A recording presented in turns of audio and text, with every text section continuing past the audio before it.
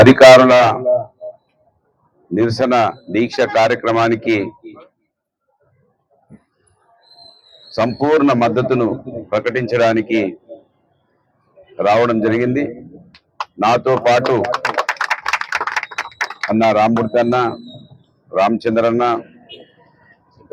శంకరన్న, ఐలి శ్రీనివాస్ గారు, మిగతా అధికారుల సంఘ నాయకులు, ఇవాళ దీక్షలో కూర్చున్న అధికారులందరికీ మరి ఉద్యమాభివందనాలు తెలియజేస్తూ, కాంగ్రెస్ పార్టీ తన నిజ స్వరూపాన్ని ఎప్పుడు అధికారం వస్తే అప్పుడు చూపిస్తుంది అనడానికి ఇవాళ కూడా ఈ కంప్యూటర్ యుగంలో కూడా మనకు కనబడుతుంటే వినబడుతుంటే కూడా అవలీలగా మోసం చేస్తున్న పార్టీ ఈ ప్రపంచంలో కూడా ఎక్కడ ఉండదని నేను భావిస్తాను. ఎందుకంటే ఆశ్చర్యం కలిగింది ఏంటంటే, నాకు ఈ రాష్ట్రంలో మేధావులుగా చలామణైనటువంటి వాళ్ళు కాంగ్రెస్ పార్టీని నమ్మి వాళ్ళ ద్వారా సామాన్య ప్రజలు కాంగ్రెస్ పార్టీని హక్కుని చేర్చుకొని ఈ రాష్ట్రంలో ఉన్న ప్రతి బిడ్డ కూడా ఇవాళ మోసపోవడానికి కారణం కొంతమంది మేధావులుగా చలామణైన వాళ్ళ ద్వారా రాష్ట్రానికి దుస్థితి వచ్చిందనే విషయాన్ని చెప్పక తప్పడం లేదు. ఈ ప్రాంతంలో మరి ప్రత్యక్ష రాజకీయాలలో దాదాపు 25 సంవత్సరాల నుంచి చూస్తా ఉన్నాం. సింగరేణి ద్వారా ఈ ప్రాంతంలో భూములు ఊర్లు పోయినప్పటికీ ఈ ప్రాంతంలో అనేక మందికి ఉద్యోగ అవకాశాలు, వ్యాపారాలు, మరి ఈ ప్రాంత అభివృద్ధి కోసం సింగరేణి ఎంతగానో ఉపయోగపడ్డది.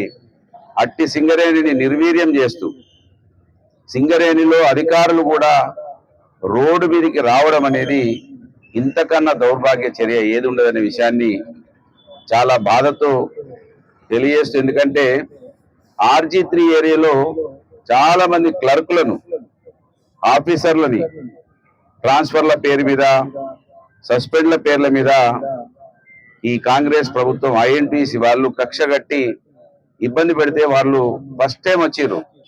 అసలు మేము క్లర్కులం ఎప్పుడు కూడా ఏ పార్టీ వాళ్ళ దగ్గరికి వెళ్ళము, మొదటిసారి మా INTC వాళ్ళు వచ్చి మమ్మల్ని ఇబ్బంది పెడతా ఉన్నారని RG3లో పనిచేస్తున్నటువంటి అనేక మంది క్లర్కులు వచ్చి బాధపడ్డటువంటి విషయం. వాళ్ళ ఒత్తిడికి కొంతమంది చనిపోయినటువంటి పరిస్థితులు కూడా ఉన్నాయి. సో ఆ విధంగా ఇవాళ మా డబ్బు దేశంలో ఒకే విధంగా మరి అందరి ఉద్యోగాలు పనిచేస్తున్నటువంటి వాళ్లకు అవకాశాలు ఒకే విధంగా ఉండాలని కోరుతున్నటువంటి మీరు ఇవాళ సింగరేణి 6,000 కోట్లు, ఇప్పుడే రామ్మూర్తి అని అడిగితే 6,000 కోట్లు పక్కకు పెట్టినామని చెప్తా ఉన్నది. మరి దాంట్లో నుంచి అయినా ఇయ్యచ్చు. ఇవి గొంతమ్మ కోరికలు కూడా కాదు, హక్కు మనది. ఇదే కాంగ్రెస్ పార్టీ మేము ఈ దేశానికి స్వాతంత్రం తెచ్చినాం, దేశంలో ఆ నిరసనలు తెలిపే హక్కును తెచ్చినాం మేమని చెప్పేటువంటి కాంగ్రెస్ పార్టీ ఇవాళ నిరసనలు తెలిపితే కేసులు, ఇబ్బందులు, అన్ని రకాల దుశ్చర్యలకు పాల్పడతా ఉన్నది కాంగ్రెస్ పార్టీ ప్రభుత్వం.